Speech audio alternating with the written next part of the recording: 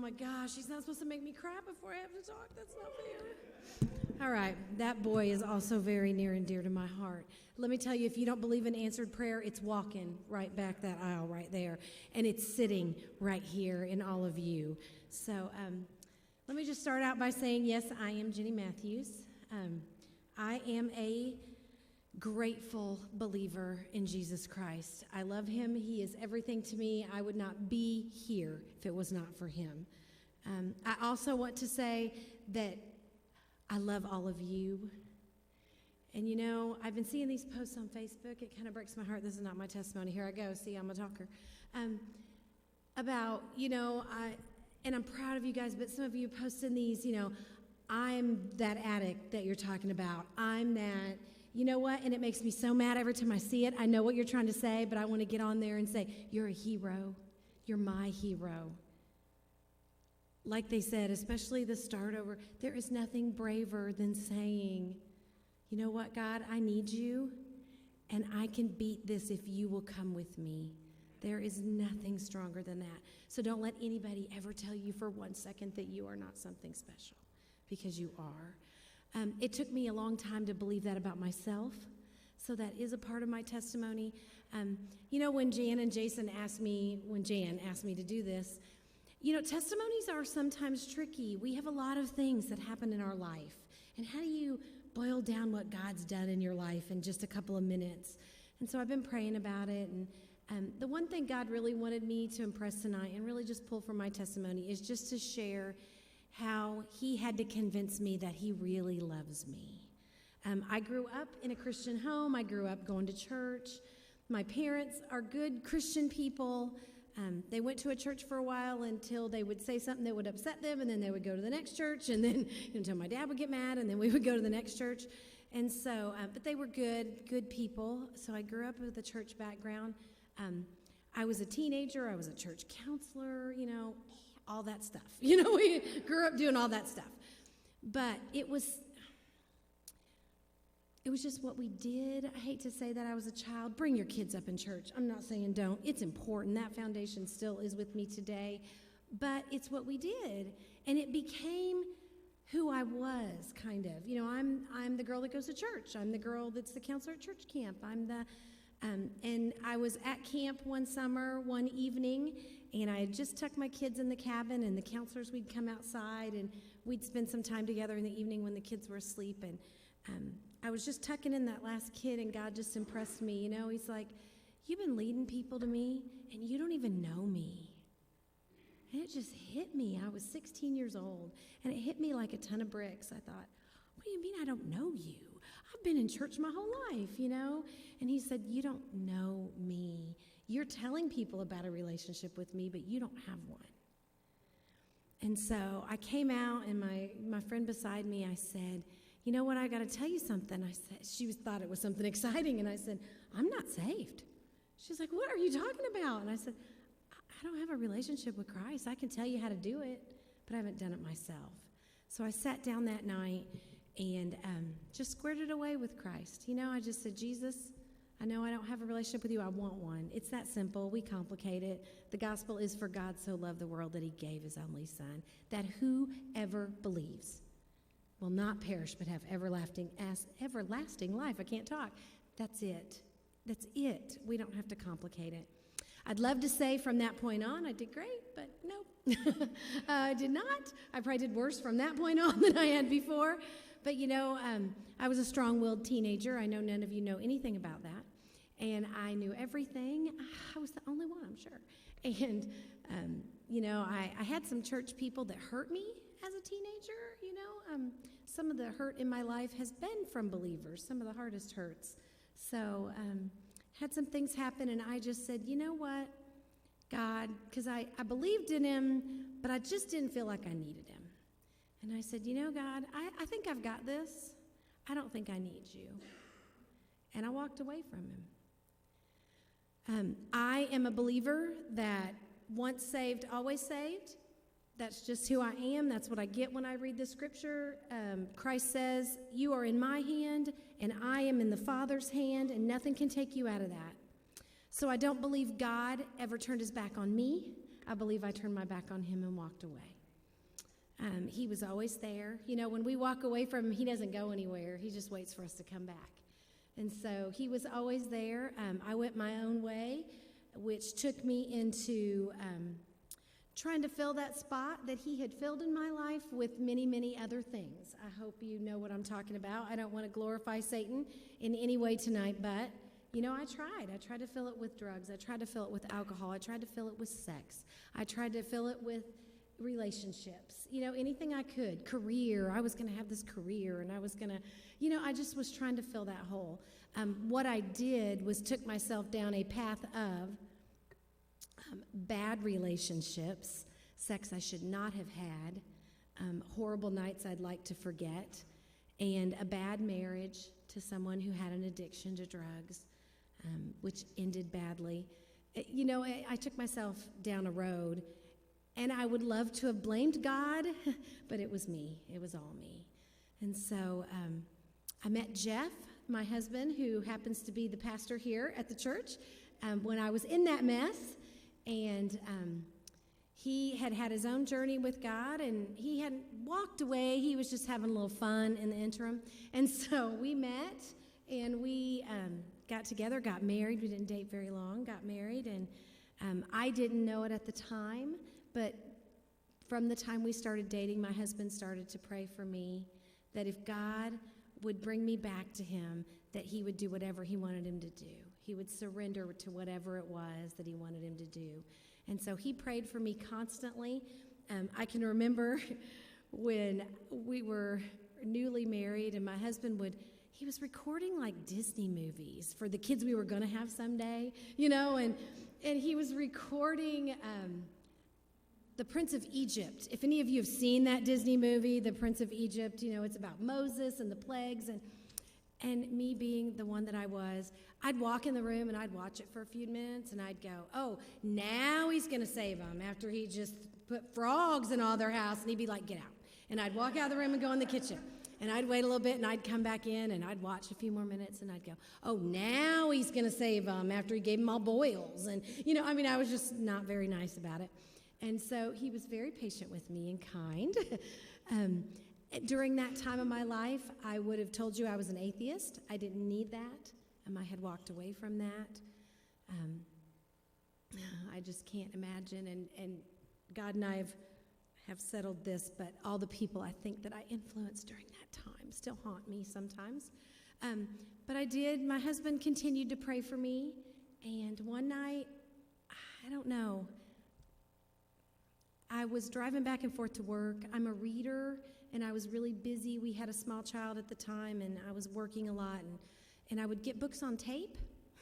And so I'm in the library picking out books on tape, and God knocked one off the top shelf and let it hit me in the head. And I picked it up off the floor, and it was a Christian book, and this lady had died for a few minutes and gone to heaven, and it was her story, and I was like, okay. And I went to put it back on the shelf, and something in my head just said, take it and listen to it. And I'm arguing with, you know, this God I don't believe in, standing in the aisle at the library, and I said, all right, fine, I'll listen to it, but it's not going to change my mind.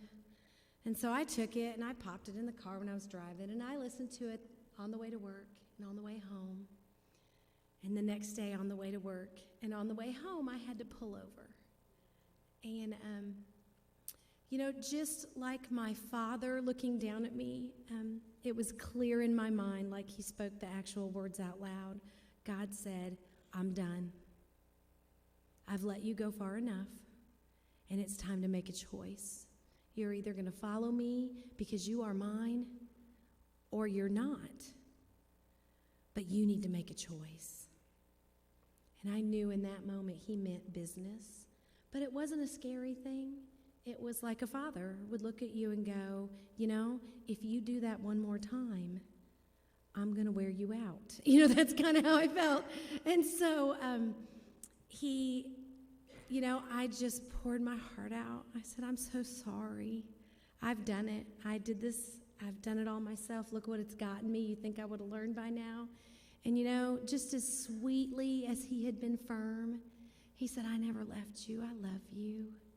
And all you had to do was just turn around. I was there. And so I think of all the hurt. I have a sweet mom and dad, and my mama prayed for me all those years too. I know she did. Never give up on those wayward children. You know, God answers those prayers. Sometimes not exactly the way we ask him to, but he answers them. He knows, and he's got them. He was so good to me. I came home the next day. I didn't tell my husband anything yet. I didn't know he'd been praying for me all that time. So the next day, my sister, I was out with her, and she said, we're having this revival at the church we had grown up in. Come to church with me. And I'm like, okay. So I went home, and I said, hey, Jeff, I'm going to go to church with my sister tonight. Are you okay with that? And I didn't know until later. He was like, I hope you didn't see my jaw hit the floor, because I just, and he just said, well, yeah, go. And so I went with her, and I, did some business with God at the altar that night and got some things worked out. And I came home, and I said, we're going to church. And my husband's like, okay. And he knows me. I'm not we're going to do a little bit. I'm either all in over my head or I'm not doing it at all. And I said, so we're going Sunday morning, Sunday night, and Wednesday night. That's what we're going to start doing now. And he was like, okay. And so we got back into church, and it wasn't long after that God called him to preach. And so he was faithful to the promise he had made, and he did what God asked him to do. And so God has been good to us. I stand here today. If you had asked me years ago, what will you be when you grow up? I would never have said a pastor's wife. And as a matter of fact, when I prayed to God about what do you want me to do with my life, I said anything but don't make me a pastor's wife. It will be a mess. And, it has been a few times, but it's okay. God has grace. I am probably not your typical pastor's wife. I think we have spent too much time pretending to be things we aren't. And you know what? We don't have time for that, because there are people dying and going to hell that need to know that we are real, that we struggle, that we hurt, that we fall down, that we get back up. And so we don't have time for that. And so, I lovingly, in my sweet Southern Baptist way, call those sweet people precious. They're just precious. And, and probably a few of my precious are going to watch this on YouTube and leave me mean comments. But, I pray for them too, because they need to get real with God too. So, if I'm anything, I'm a mess. You might hear me say things once in a while I should not. At the table, at the Thanksgiving dinner, in the church. But, So, it happens. I'm a real person, guys. But I tell you what, I am here. If you need anything, I love you. I will, I'll be an ear. I'll be real. I will share. There are some parts of my story that God has not allowed me to share much. But if you are someone that needs that, I will be an open book. I am happy to share. I'm happy to walk with you wherever you're going. I just want to leave you with a couple of things. I'm going to sing. I'm just going to say I'm sorry. But there's this song that means so much to me, and I know it will to you too. So if you can cover your ears and listen at the same time, it'll be really, really good.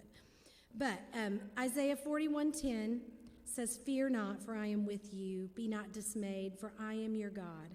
I will strengthen you, I will help you, I will uphold you with my righteous right hand."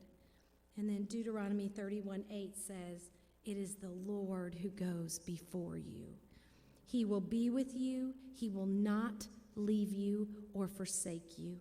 Do not fear or be dismayed." I see nothing in that verse that says until you get your life straightened out, until you stop making mistakes, until you get it right every time. There is nothing in there about that. So he is always with us. He never leaves us or forsakes us. So if you will humor me, I want to share this with you because it means a lot to me. He cries in the corner where nobody sees. He's the kid with the story no one would believe. He prays every night, "Dear God, won't you please, could you send someone here who will love me? Who will love me for me, not for what I have done or what I will become. Who will love me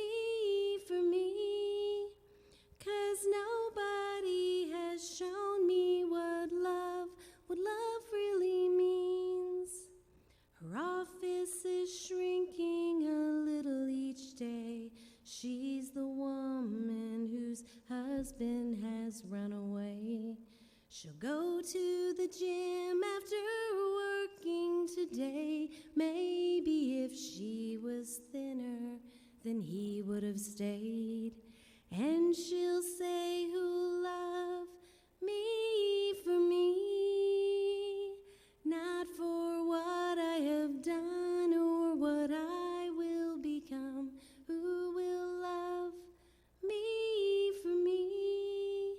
'Cause nobody has shown me what love really means.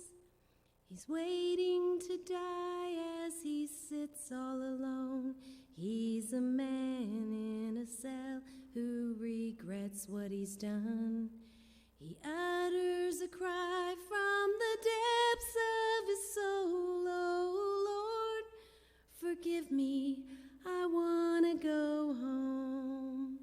Then he heard a voice somewhere deep inside, and it said, I know you've murdered, and I know you've lied, and I have watched you suffer all of your life.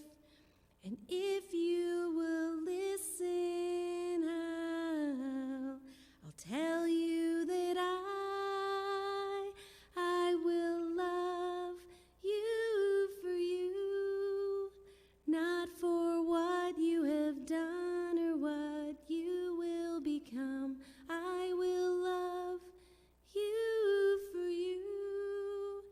I will give you the love that you never knew. Thank you, guys.